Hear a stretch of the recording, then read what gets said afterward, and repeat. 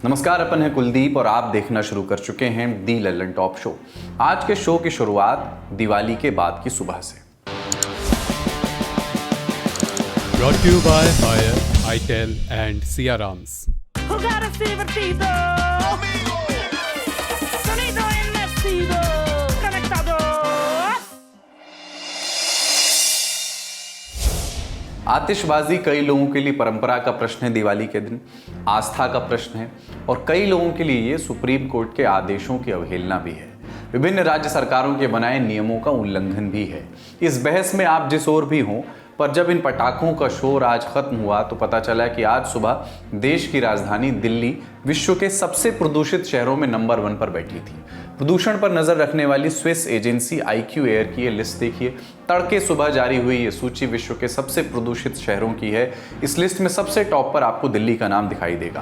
प्रदूषित शहरों की लिस्ट में शामिल होने का कारनामा भारत के 2 और सूबों ने भी करके दिखाया। कोलकाता ने 5 और मुंबई ने 7वें नंबर पर अपनी जगह बना ली। आपकी जानकारी के लिए बता दें कि पिछले साल भी दिवाली के मौके पर दिल्ली विश्व के सबसे प्रदूषित शहरों की तालिका के शिखर पर पहुंच गई थी। हालांकि पिछले साल के मुकाबले इस बार फिजा कुछ बेहतर रही। दिल्ली का हालिया प्रदूषण बताने से पहले हमें कुछ टर्म समझ लेने होंगे, जैसे कि AQI यानी एयर क्वालिटी इंडेक्स।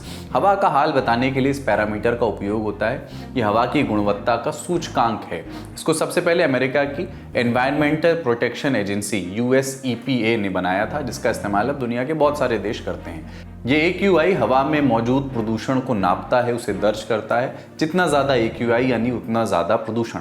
इसी AQI के बढ़ने घटने पर तमाम सरकारें प्रदूषण रोकने थामने की कोशिशों में जुट जाती हैं। इसकी रेंज शुरू होती है 0 से और तमाम रेंज में हवा को अलग अलग कैटेगरी में बांटा जाता है। जैसे कि अगर AQI 0 से 50 के बीच है तो हवा की क्वालिटी गुड है, 51 से 100 के बीच है संतोषजनक मानी जाती है, सेटिस्फैक्ट्री है, 101 से 200 के बीच है तो कम प्रदूषित यानी मॉडरेटली पॉल्यूटेड है, 201 से 300 यानी हवा खराब है, पुअर है, 301 से 400 के बीच है तो हवा काफ़ी खराब वेरी पुअर है और 400 के ऊपर हवा का स्तर गंभीर यानी सीवियर स्थिति में चला जाता है। इसको नापने का काम हमारे देश में एक एजेंसी के पास है। एजेंसी का नाम है central pollution control board CPCB। इस एजेंसी के पास प्रदूषण का डेटा होता है।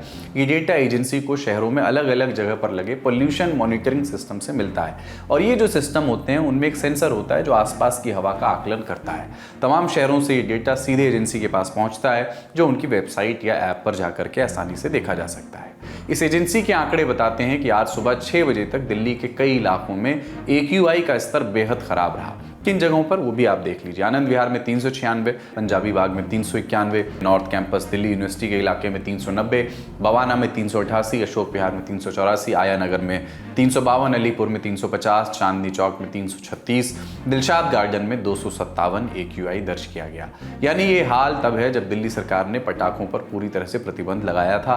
दिवाली की शाम दिल्ली के पर्यावरण मंत्री गोपाल राय ने ऐलान किया था कि इस प्रतिबंध को लागू कराने के लिए 377 टीमें बनाई गई हैं। बावजूद इसके दिवाली में जमकर के पटाखे बिके भी और उनका क्या हुआ ये तो AQI के स्तर से एक अंदाजा उसका लगाया जा सकता है। इतना कुछ होने के बाद भी दिल्ली के पर्यावरण मंत्री जनता का आभार जता रहे हैं। 4 दिन पहले दिल्ली का प्रदूषण का स्तर 350 का AQI पार कर गया था। ये अनुमान लगाया जा रहा था कि दिवाली के अगले दिन पटाखों के पोल्यूशन से दिल्ली का AQI 400 पार कर जाएगा। लेकिन मैं दिल्ली के सभी लोगों को धन्यवाद देना चाहता हूं। सभी लोगों के प्रयास से आज AQI स्तर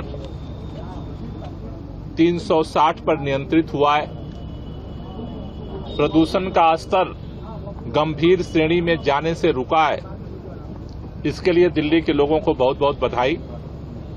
कुछ लोगों ने पटाखे फोड़े, मैं उनसे भी निवेदन करना चाहता हूं कि पूरी दिल्ली जिस तरह से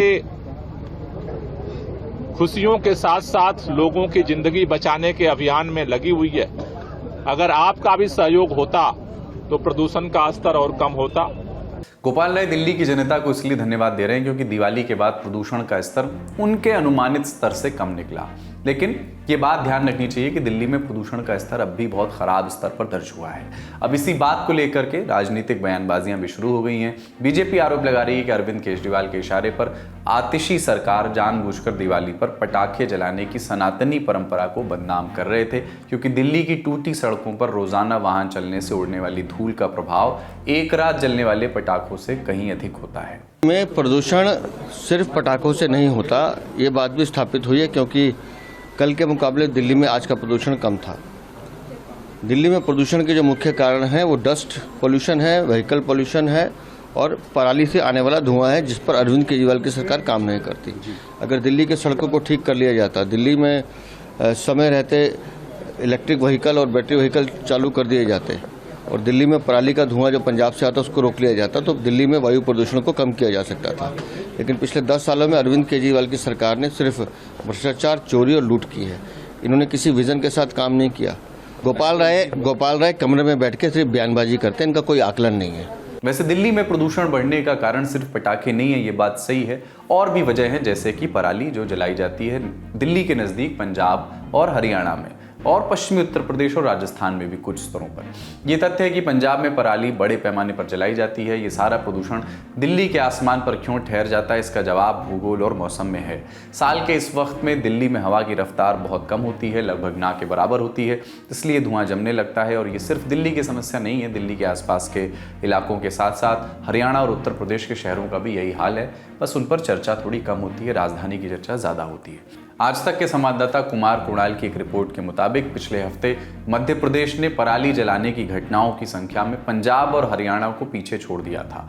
19 अक्टूबर से 25 अक्टूबर के बीच मध्य प्रदेश में पराली जलाने के 536 मामले दर्ज हुए और पंजाब में 401 और हरियाणा में 192 मामले रिपोर्ट किए गए। हालांकि ये रिपोर्टेड मामले सिर्फ हैं, अधिकतर मामले अनरिपोर्टेड रहते हैं। अब हम एक्सपर्ट्स के जरिए दिल्ली में होने वाले प्रदूषण की क्रोनोलॉजी को समझते हैं। पटाखों के ऊपर पाबंदी के बावजूद दिल्ली के आसपास और दिल्ली में भी लोगों ने जम के पटाखे फोड़े, जिसका असर जो है दिल्ली की आबोहवा पे कल रात और आज सुबह दिख रहा है। दिल्ली के अलग अलग इलाकों में एयर क्वालिटी इंडेक्स जो है वो ऑलमोस्ट सीवियर लेवल पे पहुंच गया है, कहीं कहीं तो वो सीवियर भी क्रॉस कर चुका है।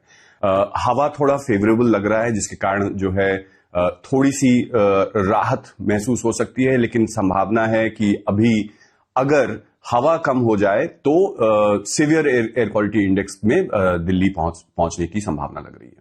देखिए, अभी जो है वो फार्म फायर्स का जो प्रभाव है वो भी आने वाला है, साथ ही साथ जो है टेम्परेचर जो है वो गिरने वाला है। तो अगले 2-3 दिन बहुत ही निर्णायक होने वाले हैं कि अगर हवा की स्थिति ठीक नहीं रहती है, अगर मेट्रोलॉजिकल कंडीशंस फेवरेबल नहीं होते हैं, तो हमें लगता है कि ग्रैप 3 लागू करना बहुत ही जरूरी है, क्योंकि 400-450 के आसपास का एयर क्वालिटी इंडेक्स एक डेंजरस एयर क्वालिटी इंडेक्स होता है, जिसका असर सिर्फ बच्चों और बूढ़ों पे नहीं, जो कहते हैं कि हम लगभग 200 से 300 के बीच में इसका ज्यादातर इंपैक्ट जो है वो बूढ़ों, वृद्धों और बच्चों के ऊपर होता है, लेकिन जब 450 तक एयर क्वालिटी इंडेक्स पहुंचता है तो ये सबके ऊपर इसका असर पड़ता है। देखिए, जहां तक एयर पॉल्यूशन और मौसम, ये बिल्कुल एक दूसरे के अभिन्न प्रभाव डालते हैं। मौसम पूरी तरह से पॉल्यूशन, मतलब कितना कंसंट्रेशन है, किस लेवल तक पॉल्यूशन बढ़ेगा, इसको नियंत्रित करता है। इसको हम बिल्कुल, अगर हम देखें दिल्ली के प्रदूषण को, आप सब जानते हैं, हम ये कहते हैं कि 3 बार पीक आता है। एक बार समर में, एक बार अभी जिस दौरान हम गुजर रहे हैं अक्टूबर से नवंबर में, और एक बार दिसंबर। वही अपने आप में बताता है कि मौसम का कितना प्रभाव है। समर, जब मई जून की हम बात करते हैं, गर्मी होती है, उस समय सिर्फ विंड ब्लोन डस्ट, जो हवा के साथ धूल उड़ती है, मेनली उस टाइम पर PM10 का कंसंट्रेशन ज्यादा होता है। क्यों? क्योंकि हवा है, ड्राई है और उसके साथ धूल उड़ती है। अब जब हम अक्टूबर या नवंबर की बात करते हैं, अभी विंटर शुरू हो रहा है। मौसम विज्ञान के अनुसार हम कहते हैं कि हवा कम है, मतलब हवा बहुत धीरे चल रही है, 3 किलोमीटर पर आवर से कम स्पीड में चल रही है। इस वजह से स्टैग्नेशन होता है, टेम्परेचर कम होता है, इसलिए हॉरिजॉन्टल और वर्टिकल दोनों डिस्पर्शन कम हो जाता है। तो सर, क्या टेम्परेचर बढ़ने से क्या पोल्यूशन पे फर्क पड़ता है क्या? अगर देखिए टेम्परेचर को आप सिर्फ 30, 32, 35 में ना बात करें, हम सोलर इंडेक्स से जोड़ते हैं। जो लाइट है, सूर्य का जो प्रकाश है, वो जमीन को गर्म करता है।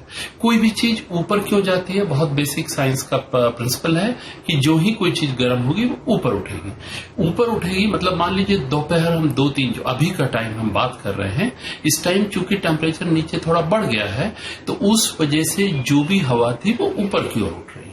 हवा जब ऊपर की ओर उठती है तो वो अपने साथ धूल के कण PM 2.5, PM 10 इन सारी चीजों को ऊपर लेके जाएगी। दिल्ली का अगर देखते हैं, दिल्ली का आज सुबह भी आपका पालम एयरपोर्ट का जो ऑब्जर्वेशन है उससे हमें पता चल रहा है कि 10 से 15 किलोमीटर प्रति घंटे का विंड्स चल रहा है और ये विंड्स आज शाम से ही थोड़ा सा शायद वीकेंड करेगा।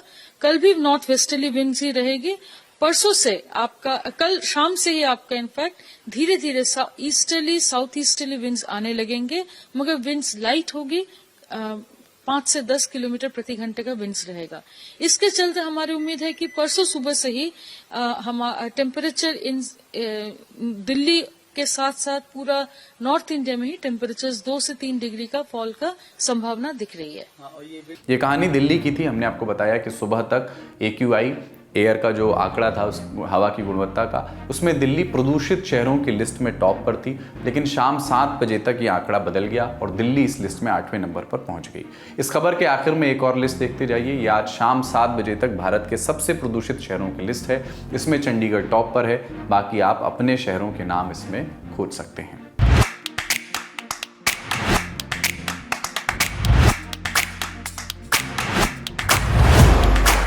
अब बढ़ते हैं दिन की दूसरी बड़ी खबर पर। वरिष्ठ अर्थशास्त्री और प्रधानमंत्री की आर्थिक सलाहकार परिषद के अध्यक्ष विवेक देबरॉय का निधन हो गया। 69 साल के देबरॉय को कल रात 10 बजे दिल्ली के एम्स में भर्ती कराया गया था और आज सुबह 7 बजे वो दुनिया को अलविदा कह गए। मीडिया रिपोर्ट्स के मुताबिक उन्हें आंत में संक्रमण के कारण अस्पताल में भर्ती कराया गया था। इसके अलावा वे हाई ब्लड प्रेशर और डायबिटीज से भी पीड़ित थे। देबरॉय लंबे समय तक नीति आयोग के सदस्य भी रहे। साल 2015 में उन्हें देश के 4थे सर्वोच्च नागरिक पुरस्कार पद्मश्री से भी सम्मानित किया गया। प्रधानमंत्री नरेंद्र मोदी ने विवेक देबरॉय के निधन पर शोक जताया। एक्स पर उनके साथ उन्होंने तस्वीर साझा की। लिखा कि विवेक देबरॉय अर्थशास्त्र, इतिहास, संस्कृति, राजनीति, आध्यात्मिकता जैसे अलग अलग विषयों के मझे हुए स्कॉलर थे। अपने काम के जरिए उन्होंने भारत के बौद्धिक क्षेत्र में ऐसी छाप छोड़ी जो कभी नहीं मिटेगी। पब्लिक पॉलिसी में अपने योगदान के अलावा उन्होंने हमारे प्राचीन ग्रंथों पर काम किया और युवाओं के लिए उन्हें सरल बनाया। मैं डॉक्टर देबरॉय को कई सालों से जानता था। मैं एकेडमिक क्षेत्र में उनके इनसाइट्स और जुनून को याद रखूंगा। उनके निधन से दुखी हूं। उनके परिवार और दोस्तों के प्रति संवेदना व्यक्त करता हूं। इसके अलावा राष्ट्रपति द्रौपदी मुर्मू ने भी विवेक देबरॉय के निधन पर उन्हें याद किया। एक्स पर राष्ट्रपति ने लिखा कि डॉक्टर देबरॉय के निधन से देश ने एक महत्वपूर्ण पब्लिक इंटेलेक्चुअल को खो दिया, जिन्होंने पॉलिसी मेकिंग से लेकर के हमारे महान शास्त्रों का अनुवाद करने तक अलग अलग क्षेत्रों को समृद्ध किया। राष्ट्रपति ने कहा कि भारत के सामाजिक, सांस्कृतिक और आर्थिक परिदृश्य को लेकर के उनकी समझ असाधारण थी। पश्चिम बंगाल की मुख्यमंत्री ममता बनर्जी ने भी एक्स पर लिखा कि वो विवेक देबरॉय के अचानक निधन की खबर से दुखी हैं। उन्होंने कहा कि पश्चिम बंगाल के एक प्रतिभाशाली बेटे और प्रख्यात विद्वान को हम हमेशा याद रखेंगे। इसके अलावा कई और राजनेताओं, अर्थशास्त्रियों ने डॉक्टर देबरॉय को याद किया। डॉक्टर देबरॉय अंतिम समय तक अंग्रेजी अखबारों के लिए अर्थशास्त्र और दूसरे मुद्दों पर लेख लिखते रहे। देह त्याग करने से 4 दिन पहले ही उन्होंने अपनी ऑबिचुरी लिखी थी कि उन्होंने 28 अक्टूबर को अंग्रेजी अखबार इंडियन एक्सप्रेस को भेज दी थी। आज उनके निधन के बाद अखबार ने उसे अपनी वेबसाइट पर छापा। विवेक देबरॉय ने हाल के समय में बिताए गए अपने काम, अनुभवों, अपनी जिंदगी के फलसफे को इस लेख में समेटने की कोशिश की। देबरॉय ने लिखा इस अपनी ही ऑबिचुरी में कि एम्स के कार्डियक केयर सेंटर में और एक प्राइवेट रूम में 1 महीने से ज़्यादा समय बिताने के बाद मैं डिस्चार्ज हो गया हूँ। इस दौरान डॉक्टरों की मदद के अलावा मेरी पत्नी सुपर्णा ने आधुनिक सावित्री सत्यवान की भूमिका निभाई। 1 महीने का समय बहुत कम होता है। मेरे लिए बाहरी दुनिया कमरे में एक खिड़की तक सीमित हो गई है। मैं बाहर की बिल्डिंग में एक पाइप देख सकता हूँ। एक बंदर रूटीन से हर रोज़ उस पर चढ़ता है। मेरी दुनिया कैन्युला से गुजरने वाली IV ड्रॉप को गिनने तक सीमित हो गई है। हरीश से बोलकर शौचालय ले जाने तक सीमित हो गई है। कभी कभी बिस्तर गंदा हो जाता है। शर्म को उतार कर वहाँ सिर्फ एक हाड़ मांस लेटा हुआ कभी कभी इस भीड़ भाड़ से गुजरते हुए सूरज की रोशनी और पेड़ पर चिड़ियों की चहचहाहट के बीच व्हीलचेयर या अस्पताल की ट्रॉली में मुझे एक बिल्डिंग से दूसरी बिल्डिंग तक ले जाया जाता है। इस दुनिया से बाहर एक दुनिया अपनी गति में चल रही है, क्या फ़र्क पड़ता है कि मैं उसका हिस्सा नहीं हूँ। इसके आगे उन्होंने अपने बिताए हुए पुराने समय को भी याद किया। उन्होंने लिखा कि सुपर्णा ने पूछा कि एक नई किताब आई है, क्या तुम पढ़ना चाहते हो। ये किताब केन जेनिंग्स की थी, 100 places to see after you die. हम एक दूसरे को देख करके मुस्कुराते हैं। मैं पढ़ सकता हूँ लेकिन मेरा पढ़ने में मन नहीं लग रहा। मैं टीवी देख सकता हूँ लेकिन देखने का मन नहीं करता। वही बोरिंग न्यूज़, वही तेज़ आवाज़ में होने वाली बहसें, ये सब बहुत अस्थायी और बचकाना लग रहा है, लेकिन मैं भी वही हूँ, एक बिंदु जिसे शायद मिटाया जा चुका है। उस वक्त क्या होगा? कुछ संवेदनाएं शायद महत्वपूर्ण लोगों की तरफ से भी, अपूरणीय क्षति, शायद मरने के बाद पद्म भूषण या पद्म विभूषण, कुछ श्रद्धांजलि। वे किन बातों का जिक्र करेंगे? 1980 के दशक का ट्रेड वर्क, 90 के दशक का कानून सुधार, 2000 के दशक का सरकारी काम, 2015 का रेलवे सुधार, 2005 में राजीव गांधी फाउंडेशन से इस्तीफा भी। कौन याद करता है? इस तरह के कामों के बारे में कुछ भी महत्वपूर्ण नहीं है। चूहे की दौड़ में शामिल था, कभी कभी लोगों ने पढ़ा और गुमनामी में चला गया, जर्नल आर्काइव्स में दफन कर दिया गया। बहुत कम लोग होते हैं जो अपने बारे में कुछ ऐसा लिख करके जाते हैं। भारत सरकार में लंबे समय तक अपनी भूमिका निभाने वाले विवेक देबरॉय का जन्म शिलोंग में एक बंगाली परिवार में हुआ था 25 जनवरी 1955 को। देबरॉय के दादा दादी बांग्लादेश के सिलहट से भारत आए थे। उनके पिता भारत सरकार की Indian audit and account service में काम करते थे। देबरॉय की शुरुआती पढ़ाई पश्चिम बंगाल के नरेंद्रपुर स्थित रामकृष्ण मिशन विद्यालय से हुई। इसके बाद उन्होंने कोलकाता के प्रेसिडेंसी कॉलेज से इकोनॉमिक्स में ग्रेजुएशन किया। इकोनॉमिक्स में ही उन्होंने मास्टर्स किया। इसके लिए वो दिल्ली स्कूल ऑफ इकोनॉमिक्स आए। फिर वो ट्रिनिटी कॉलेज स्कॉलरशिप पर आगे की पढ़ाई के लिए यूनिवर्सिटी ऑफ कैम्ब्रिज चले गए। वहाँ वे अपने सुपरवाइजर और ब्रिटिश इकोनॉमिस्ट फ्रैंक हान से मिले। हान की निगरानी में देबरॉय ने जनरल इक्विलिब्रियम फ्रेमवर्क पर काम किया। वैसे तो देबरॉय यूनिवर्सिटी ऑफ कैम्ब्रिज में अपनी पीएचडी करने गए थे, लेकिन उन्होंने वहाँ से एमएससी की डिग्री हासिल की और अपने देश वापस आ गए। भारत वापस आने के बाद विवेक देबरॉय ने साल 1979 से 1983 के बीच कोलकाता के प्रेसिडेंसी कॉलेज में बतौर लेक्चरर पढ़ाया। बाद में उन्होंने कई और संस्थानों में भी टीचिंग की। आर्थिक उदारीकरण के बाद सरकार को बड़े पैमाने पर नई नीतियों के विशेषज्ञों की सलाह की जरूरत पड़ी। इसलिए साल 1993-98 के बीच देबरॉय ने वित्त मंत्रालय में लीगल रिफॉर्म्स के प्रोजेक्ट पर काम किया। साल 2004 से 2009 के बीच Debroy national manufacturing competitive council के सदस्य रहे। 2014 से 15 के बीच देबरॉय को रेल मंत्रालय की हाई पावर कमेटी का चेयरमैन नियुक्त किया गया। रेल सेक्टर को लेकर के देबरॉय कमेटी के सुझाव, चर्चा और कुछ मामलों में विवाद का विषय बने थे। कमेटी ने शताब्दी और राजधानी जैसी प्रीमियम ट्रेनों के संचालन में प्राइवेट सेक्टर को लाने की सिफारिश की थी। उन्होंने रेलवे के संगठन में ऊपर से नीचे तक आमूल चूल बदलाव या पुनर्गठन रीस्ट्रक्चरिंग की सिफारिश की थी। साथ ही दलील दी थी कि अलग से रेल बजट पेश करने का कोई खास तुक नहीं है। इनमें से कुछ सुझावों पर नरेंद्र मोदी सरकार ने अमल भी किया। मोदी सरकार योजना आयोग की जगह नीति आयोग ले आई तो देबरॉय को वहां पर भी जगह मिली। वो जनवरी 2015 में आयोग के स्थायी सदस्य बने। साल 2019 तक उन्होंने इसी हैसियत में काम किया। सितंबर 2017 में देबरॉय को प्रधानमंत्री की आर्थिक सलाहकार परिषद EAC जिसको कहते हैं उसका चेयरमैन नियुक्त किया गया। ये एक इंडिपेंडेंट बॉडी है जो भारत के प्रधानमंत्री को आर्थिक मामलों पर सलाह देती है। अर्थशास्त्री होने के साथ साथ देबरॉय एक लेखक भी थे। उन्होंने महाभारत से लेकर के भगवद गीता, वेद और रामायण का अंग्रेजी में अनुवाद किया। इसके अलावा वे लगातार अखबारों में लेख लिखते रहे। पिछले साल 14 अगस्त को मिंट अखबार में उनका एक लेख छपा था जिस पर काफी विवाद भी हुआ। लेख का शीर्षक था there is a case for we the people to embrace a new constitution. इसमें उन्होंने एक नए संविधान की वकालत की थी। इस लेख में उन्होंने लिखा था कि अब हमारे पास वो संविधान नहीं है जो 1950 में विरासत में हमें मिला था। इसमें संशोधन किए जाते हैं और हर बार ये संशोधन बेहतरी के लिए नहीं होते। हालांकि 1973 से हमें बताया गया कि इसकी बुनियादी संरचना को बदला नहीं जा सकता, भले ही संसद के जरिए लोकतंत्र कुछ भी चाहता हो। जहाँ तक मैं इसे समझता हूँ 1973 का निर्णय मौजूदा संविधान में संशोधन पर लागू होता है। अगर नया संविधान होगा तो ये नियम उस पर लागू नहीं होगा। ये पूछना चाहिए कि संविधान की प्रस्तावना में समाजवादी, धर्मनिरपेक्ष, लोकतांत्रिक, न्याय, स्वतंत्रता और समानता जैसे शब्दों का अब क्या मतलब है। हमें खुद को एक नया संविधान देना होगा। उनके इस लेख की खूब आलोचना हुई थी। विपक्षी दलों ने सवाल उठाए थे। विवाद बढ़ने के बाद प्रधानमंत्री की आर्थिक सलाहकार परिषद ने एक बयान जारी किया था। कहा था कि डॉक्टर देबरॉय का लेख उनकी व्यक्तिगत राय थी, वो किसी भी तरीके से भारत सरकार के विचारों को नहीं दर्शाता है। 2019 Coming home to Sierra.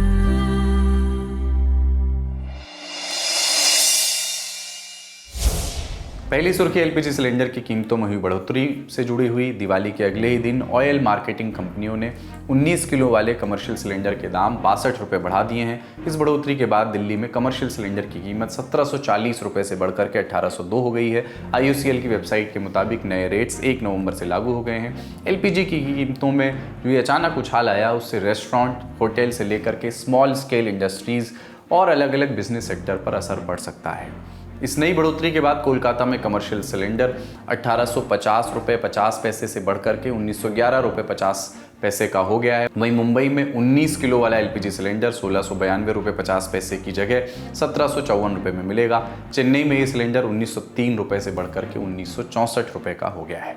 पिछले महीने भी 19 किलो वाले कमर्शियल गैस सिलेंडर के दाम में बढ़ोतरी हुई थी। तब दिल्ली में एलपीजी कमर्शियल सिलेंडर की कीमत में 50 रुपये बढ़ोतरी की गई थी। उससे पहले अगस्त में commercial cylinder, LPG gas cylinder 8 रुपये 50 पैसे तक महंगा हुआ था। दूसरी सुर्खी जम्मू कश्मीर से जुड़ी है। इंडिया टुडे ने सूत्रों के हवाले से खबर छापी है कि पाकिस्तान की इंटेलिजेंस एजेंसी चीन के निर्देश पर जम्मू कश्मीर के बड़े प्रोजेक्ट्स, खासतौर से चिनाब ब्रिज की, चिनाब पुल की जानकारी जुटा रही है। सूत्रों के मुताबिक खुफिया अलर्ट में बताया गया है कि पाकिस्तान और चीन दोनों की इंटेलिजेंस एजेंसियों ने चिनाब रेलवे ब्रिज के बारे में अहम जानकारियां जुटाई हैं। हालांकि इससे ज़्यादा कोई और जानकारी अभी सामने नहीं आई है। जम्मू कश्मीर के रामबन और रियासी के बीच चिनाब नदी पर बना ये ब्रिज दुनिया का सबसे ऊंचा आर्च ब्रिज है। इसी साल 20 जून को ब्रिज पर ट्रेन का ट्रायल रन हुआ था। इस प्रोजेक्ट के इस साल के अंत तक पूरा होने की उम्मीद है। सामरिक दृष्टिकोण से इस ब्रिज को काफ़ी महत्वपूर्ण माना जा रहा है। इससे कश्मीर में रेल कनेक्टिविटी मजबूत होगी और घाटी में सेना को रेल से रसद पहुंचाने में, सप्लाई पहुंचाने में आसानी होगी। इस पुल की परिकल्पना पूर्व प्रधानमंत्री अटल बिहारी वाजपेयी के कार्यकाल में 2002 में की गई थी। उन्होंने 2004 में इस प्रोजेक्ट की नींव रखी थी, लेकिन 4 साल बाद ही सितंबर 2008 में इसे असुरक्षित करार देते हुए इसका निर्माण कार्य रोक दिया गया था। बाद में यूपीए सरकार के दूसरे कार्यकाल यानी 2010 में पुल का काम फिर से शुरू कर दिया गया। तब इसे 2015 में पूरा करने का लक्ष्य रखा गया था, लेकिन इस बीच तमाम अड़चनें आती रहीं और पुल का काम डिले होता रहा। इस पुल की लंबाई, ब्रिज की लंबाई 1.3 किलोमीटर है, लेकिन खासियत है इसकी ऊंचाई और इसकी बनावट। ये पुल नदी तल से 359 मीटर की ऊंचाई पर है, यानी फ्रांस के आईफिल टावर से भी 35 मीटर ऊंचा है। इसके पिलर्स साधारण नहीं है। इस तरह के स्ट्रक्चर के लिए बहुत मजबूत आधार की ज़रूरत होती है, इसलिए पुल के पिलर का बेस 36.5 मीटर लंबा और 50 मीटर चौड़ा है। पुल को भूकंप रोधी बनाया गया है। ये पुल रिक्टर स्केल पर 8 की तीव्रता वाला भूकंप भी झेल सकता है। ढांचा इतना ताकतवर है कि 266 किलोमीटर प्रति घंटे की रफ्तार से चलने वाली हवाएं भी पुल का कुछ नहीं बिगाड़ पाएंगी। हवा की रफ्तार 90 किलोमीटर प्रति घंटे से ज़्यादा होते ही पुल में लगे सिग्नल रेड हो जाएंगे। इससे ट्रेनें पहले ही रुक जाएंगी। आज के ललन टॉप शो में इतना ही। अपना और अपनों का ख्याल रखिए। देखते रहिए दी ललन टॉप। शुक्रिया। शुभ रात्रि।